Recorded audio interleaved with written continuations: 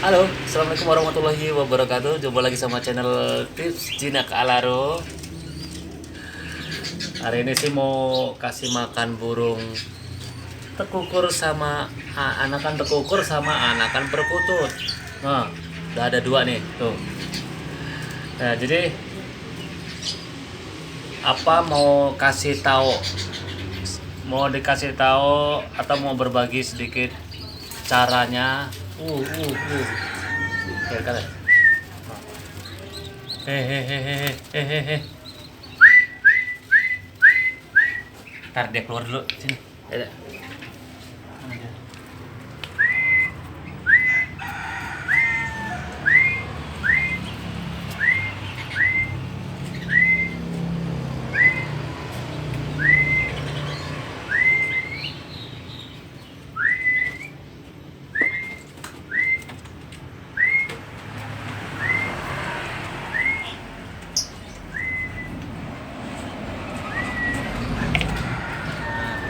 Ini dia lagi keluar. Yuk, dah. Jadi di hari ini saya mau berbagi tipsnya yang biasa saya lakukan. Biasanya hal tersulit apa sih dalam melatih anakan burung perkutut ataupun tekukur yang masih muda?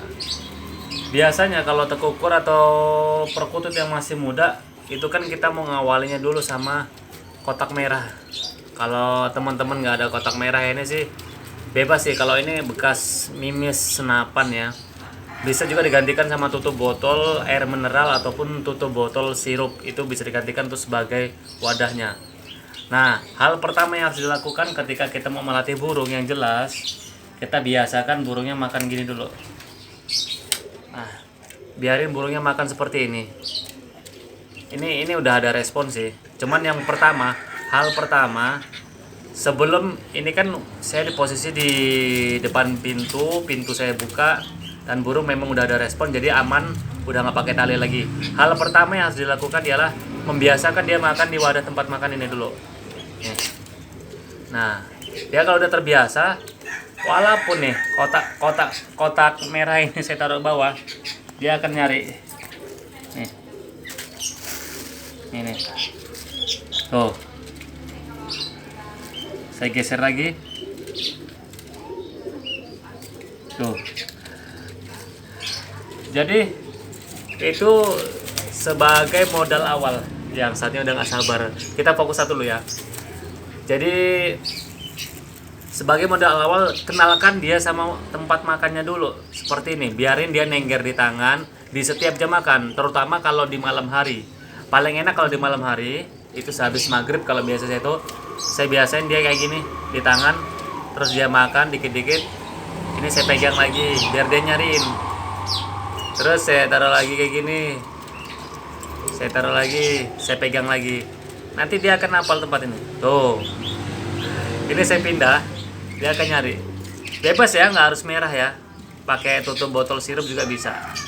Nah, kalau dia udah kenal tempat ini, otomatis kan dia pasti pengen nyari sumber makanannya tuh. Dia pasti nyamperin. Nah, tuh.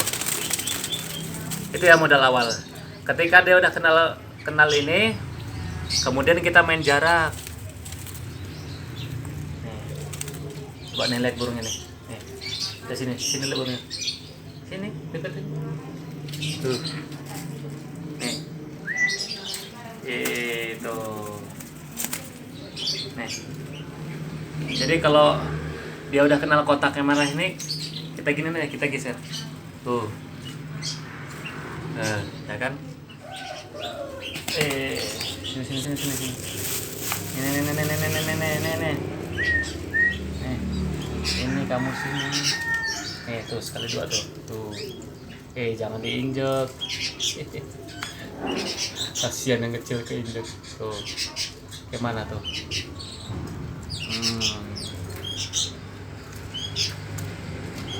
Wah, bagus benar bulunya. Ya. Nih. Sabar. Wih. Bulunya biasa aja. Ini. Dah. Sini. Nih.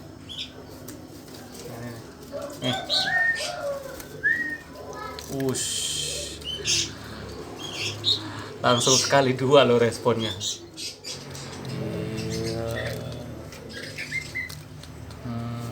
Oh, berebut makannya.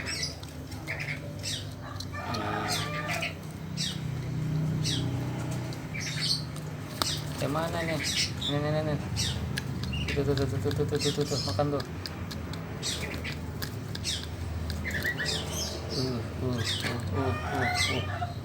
Oh, nggak sabaran. Iya.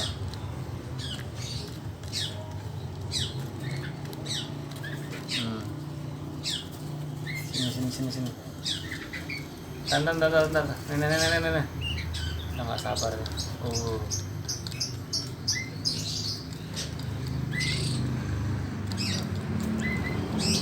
Sambil dielus-elus ya, biar burungnya nggak takut sama tangan kita dan terbiasa. Sesekali kita elus gini nih.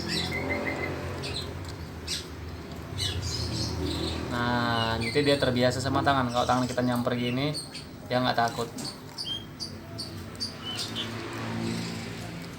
Belum, nih.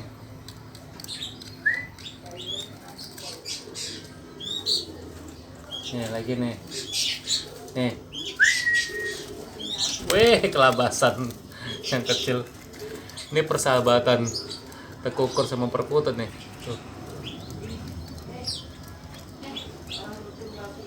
Tuh.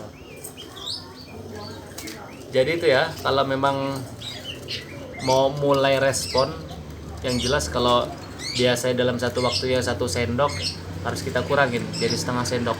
Biasa nanti di kemudian, misalkan hari ini mulai kita kurangin setengah sendok per porsinya, besok hari udah responnya mulai ada. 2 atau 3 hari setelah dikurangin porsi udah mulai ada responnya. Nah, kita latih seperti ini aja nih, kasih makan aja di tangan gini terus. Bisa sekali kita ambil biar dia nyariin, kasih lagi gitu. Jadi dia akan hafal sama tempat makannya. Sini. Nih.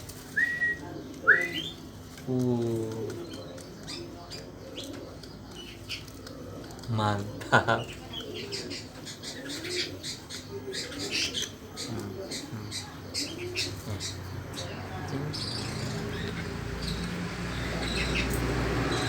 Wih.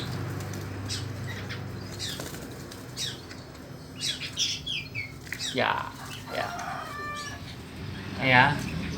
Jadi kalau dia udah kenal kotak merah, kita bisa taruh di sini aja nih. Kita panggil. Tuh. Nih.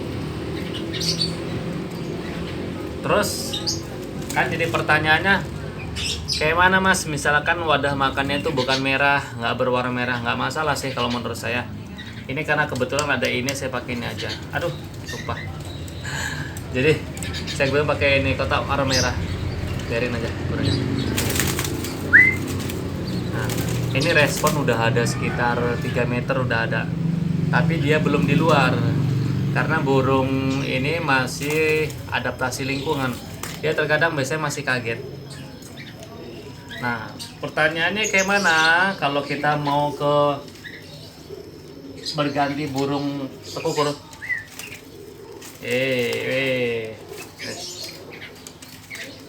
Burung tekukur juga begitu. Jadi kalau saya lebih senengnya malam ya, sama ya, penerapannya malam karena malam tuh lebih anteng. Dan kalau supaya dia mau nengger di tangan kayak gini, misalkan ya, kita kan mau ngelatih respon awal kita dia sama wadah makan ini. Dari awal itu misalkan setiap harinya kita kasih dia setengah kotak ini pakannya. Ketika kita udah mau mulai responnya, itu nggak jadi setengah kotak lagi, jadi 1/4 kotak, 1/4 dari ini. Perempat apanya bang?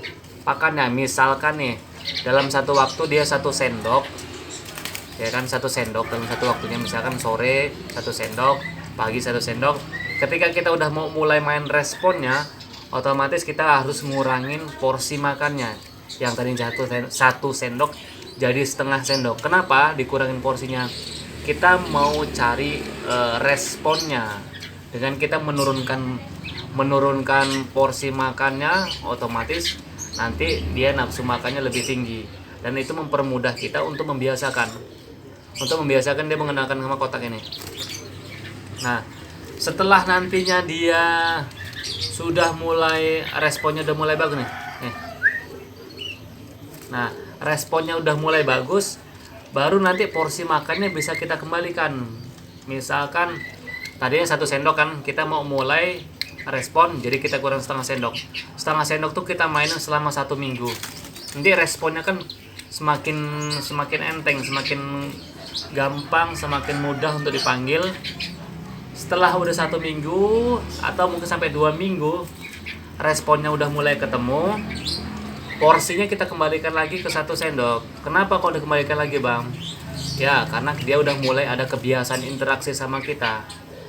Biasanya burung kalau dikurangin porsi makannya, itu rasa ingin makannya lebih lebih utama ketimbang rasa takut dia. Jadi dia rasa takutnya lebih